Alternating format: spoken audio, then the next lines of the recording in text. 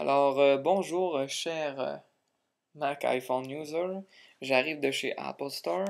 Et puis, j'ai pu constater que le iPhone est un petit peu mal expliqué pour ceux qui l'ont traduit en français.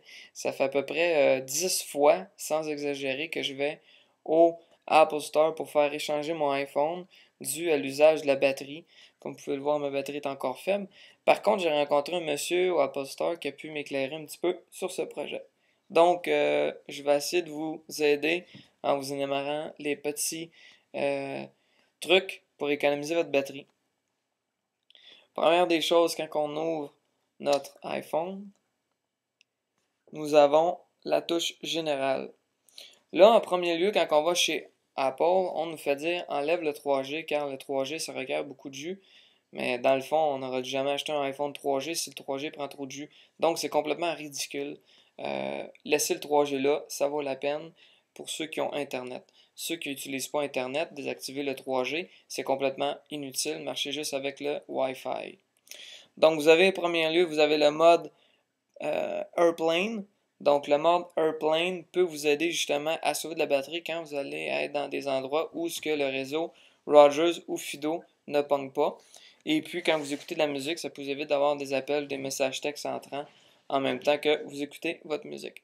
Deuxième des choses, c'est évident que si vous laissez votre Wi-Fi fonctionner,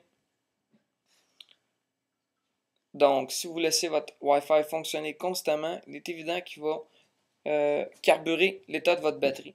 Donc, quand vous n'utilisez pas votre Wi-Fi, bien évident de le fermer. Par la suite, vous avez au niveau du Flash New Data. Donc, ce qu'on appelle le data pour les gens qui veulent utiliser justement la fonction des emails, le calendrier et puis les contextes via MobileMe.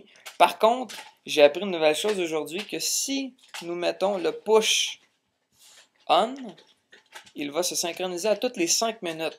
C'est ce qui ferait durer la batterie excessivement longtemps. Donc évidemment, on n'a peut-être pas besoin d'avoir de l'information à toutes les 5 minutes.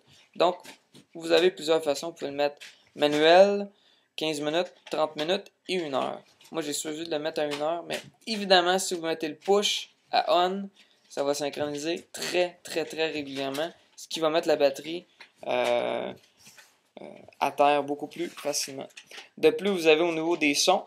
Moi, ce que je suggère au niveau des sons, c'est quand que la batterie, pas la batterie, mais le son, justement, est sur le ringtone. Vous n'avez peut-être pas besoin de vibration parce que vous allez entendre votre téléphone. Et quand vous mettez sur silence, vous mettez sous mode vibreur. Apparemment, le mode vibreur prend un petit peu plus d'énergie.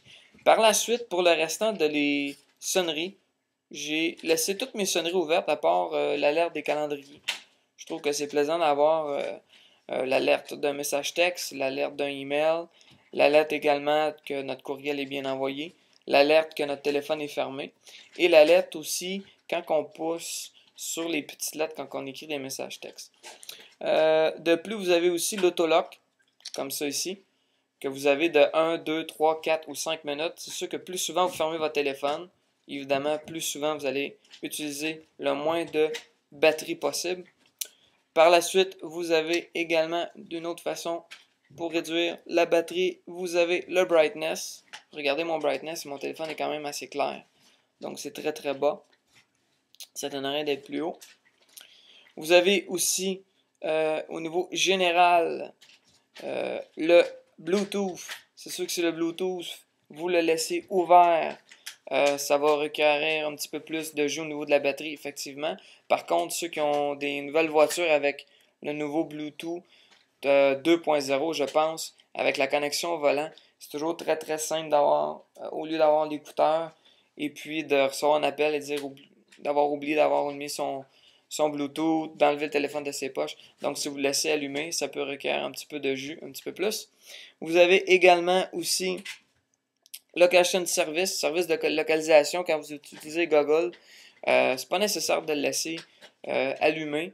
Écoutez, en plus, si vous faites des choses un petit peu malcommodes comme vendre la drogue, ben, on va être plus capable de vous repérer plus facilement, donc désactivez-le. Et puis, vous avez aussi également